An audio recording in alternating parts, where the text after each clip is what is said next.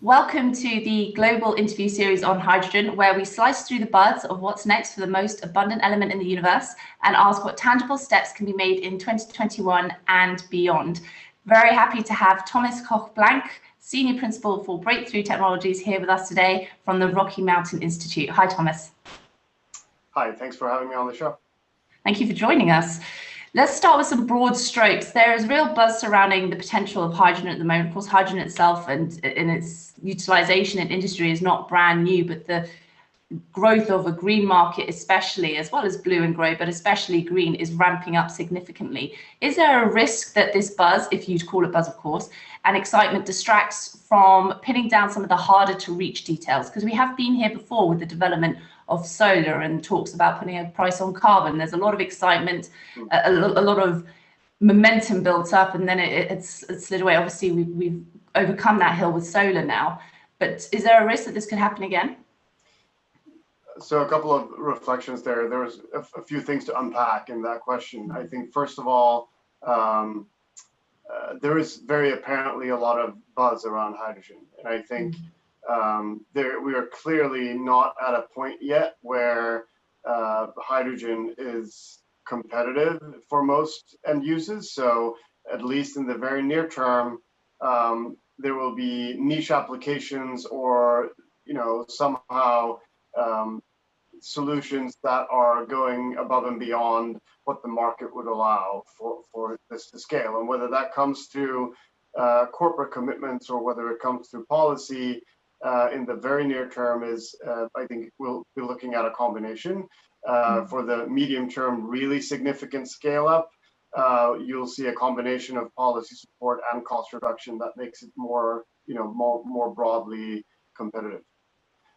You made a few very salient points around availability and abundancy of hydrogen. I think that's one of the attractive,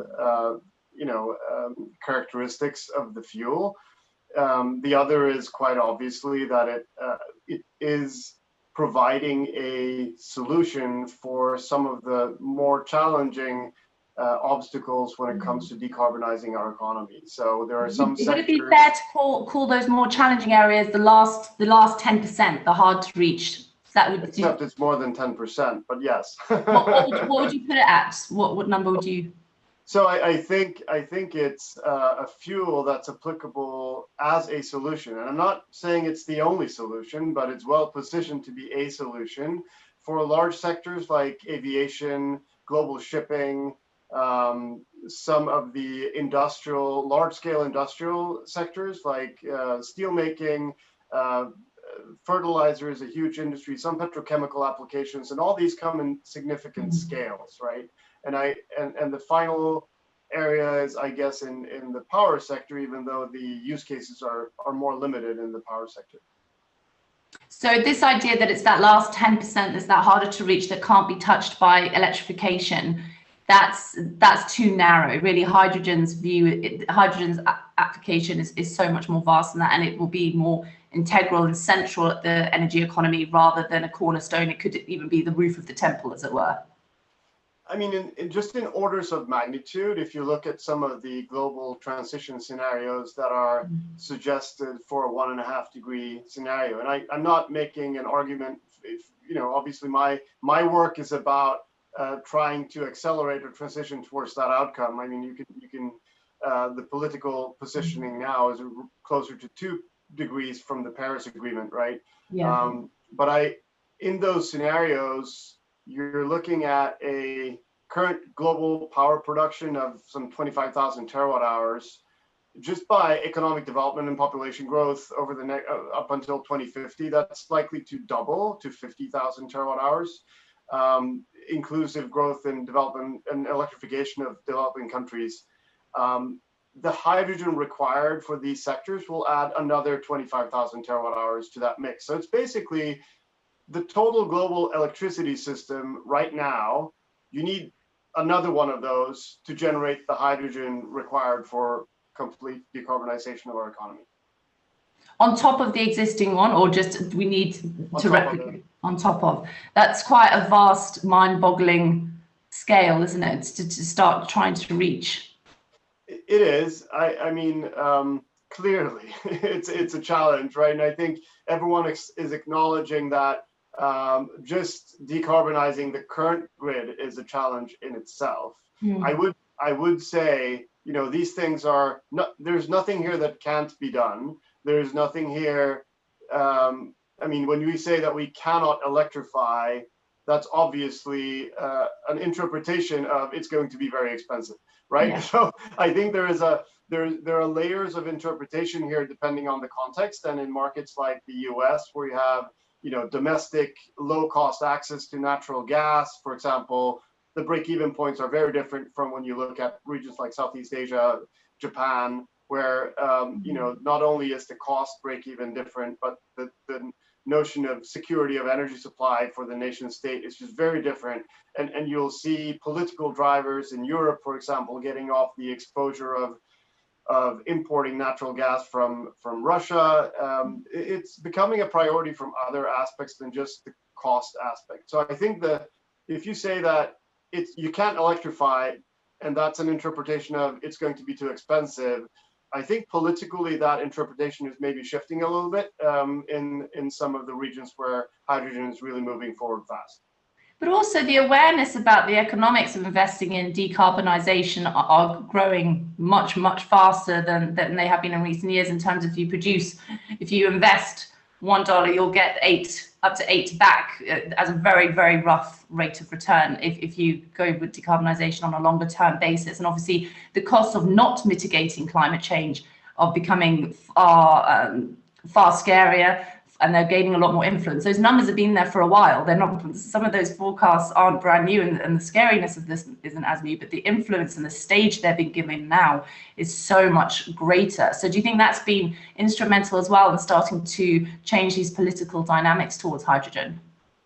I would think so. I often say that there is no business as usual. I mean, a lot of the policy advising and a lot of the analysis is trying to contrast a decarbonization pathway with some notion of business as usual, which is we're going to continue operating in the next 30 years the way we have been in the last 30 years, as if that was an option. And I would, with emphasis, claim that it's not, and it's not because of any political will to decarbonize. I mean, that's part of it, but it's also, as we look at the overwhelming scientific, evidence, if we do not decarbonize, our economy is going to shift, and it's likely gone so far that a lot of the economy is going to shift anyway, and that means that trade flows are going to shift, and production footprints are going to shift, and just the fact, I think, which is the final piece of why hydrogen is gaining momentum, is that renewables are coming to an inflection point where they're so cheap that in favorable locations, it's just hands down the cheapest source of energy, right? Now, that means that those regions are going to look at renewables as a resource that they can monetize. So if you're, Texas, by all means, or if you're Australia, or you actually see political momentum in Australia because they want to figure out what to do with all the sun and the wind. Now, renewables historically has been constrained by the grid they can feed into. So there's demand limitation region because electrons don't travel well long distance. So you're looking at regions like the mountains of Morocco, where you have some of the absolute best renewable resource in the world, but there's no offtake, so no one's building anything there. That's that there's a logic to that. And what I think what's starting to happen is turning that logic upside down and saying we have a resource, how can we bring it to market?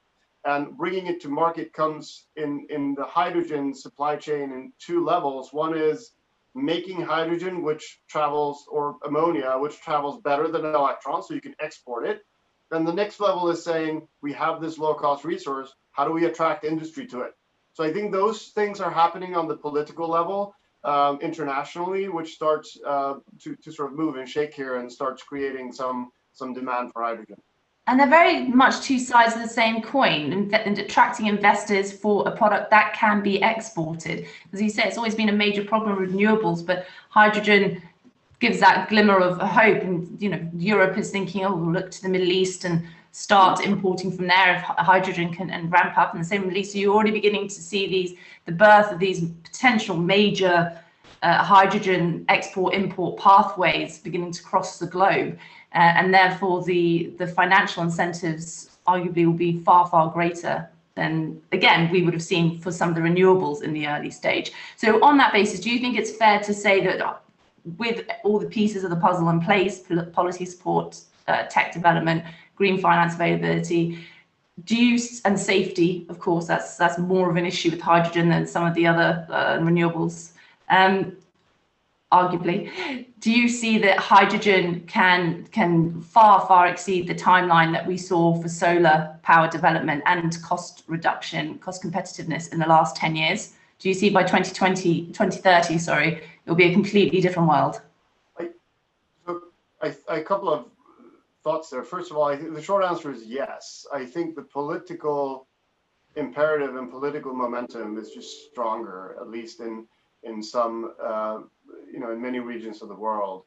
I think, also with the political outcome of the election in the US, that's going to shift as well. We don't know yet what's in the policy package that the Biden administration is developing, but I think we can safely say that there will be a little bit of a shift of direction when it comes to policy supporting, renewable solutions. So I think that's going to, and even China has set quite high aspirations in terms of decarbonizing their economy. So I think the political aspiration is really starting to get to a different level than you had for solar. So solar was supported and developed in some countries with that actually had that political backing, and then when it started to become a real market opportunity, it was picked up by the U.S. and China and others, right? But I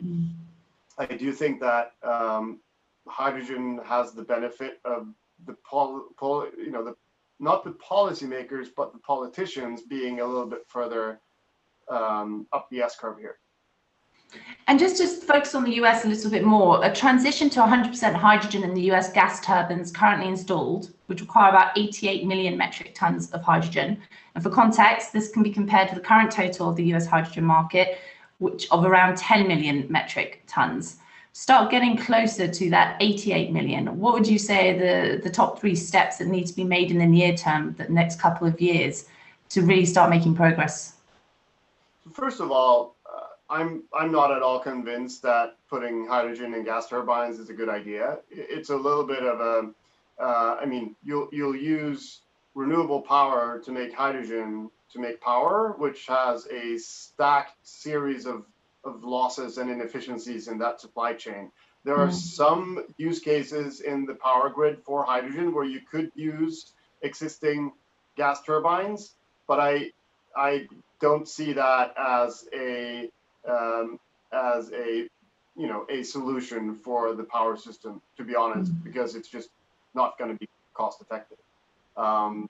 With that said, the main use case where hydrogen comes in is for long-term storage, where batteries are not practical. And that means that there is still, in many regions, need for seasonal storage, in particular, where you basically, very simplistically, you take overproduction of power in the summer and you store it as hydrogen, and then you use it in the winter when you have more power demand, right? It's been a huge hurdle for renewables for years, and this is now a solution. I mean, the duck curve complication of renewables, which has been, at the top of a lot of the debate, is more on the daily variations of sort of sunset, sunrise ramping and day to night shifting.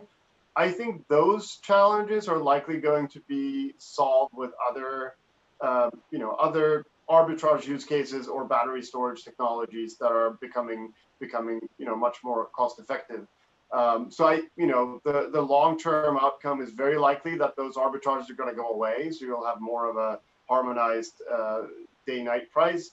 The seasonal storage is, though, indeed, and I wouldn't call it unsolved, but it's a challenge, and there are few technologies beyond hydrogen that seem practical for it, because just the amount of batteries that you need to store a whole, half a year's worth of overproduction is significant. And molecular, chemical storage is much more space efficient in hydrogen than in batteries. Obviously, there's only very recently been a presidential change in the US, so this is a slight crystal ball question, but I ask because Gulf Intelligence did an event recently where we went around the world in 12 hours and we spoke to those in Asia, Middle East, Europe, and the US. And one of the questions I asked at the end of each round table was, what confidence do you have that your region can become a global hydrogen economy by 2030? And each region was quite bullish, especially Europe and especially the Middle East. For the US, what would your answer be to that? So I think the question is which kind of leadership the US can take here. You can take leadership either as a hydrogen producer, or you can take leadership as a hydrogen technology developer, right? I think there is a lot of, as an OEM even, right? So a manufacturer of hydrogen-related equipment. Like, I mean, the U.S. has had a very strong position in the oil and gas industry on the technology side and the engineering side and the contractor side of the business, which is a clear opportunity. In terms of generation, I'm not saying that it can't be overcome, but clearly the U.S. is a little bit behind in the development in terms of establishing manufacturing footprint. It's such a nascent market, so clearly, such a big economy as the U.S. has all the opportunity to try to take a leading position there as well. I think, interestingly, again, there are a lot of political drivers here in the hydrogen markets. One is the energy security of supply, and the other, especially coming out of the Corona global upcoming recession and ongoing recession from the coronavirus, is job creation, right? So if you look at the supply chain of the hydrogen production, if you look at employees per dollar spent in investment, clearly there is a higher number of employees per dollar spent in the manufacturing of the equipment side versus the production of the hydrogen, right? Hydrogen production, it's large scale, it's highly automated, it's a continuous flow process pretty much. So it's not very labor intensive, but manufacturing, as per usual, is more labor intensive, even though you can automate it somewhat. Excellent. Thank you very much, Thomas. We really appreciate that. We certainly got a lot to chew on. Thank you for joining us. Thank you very much.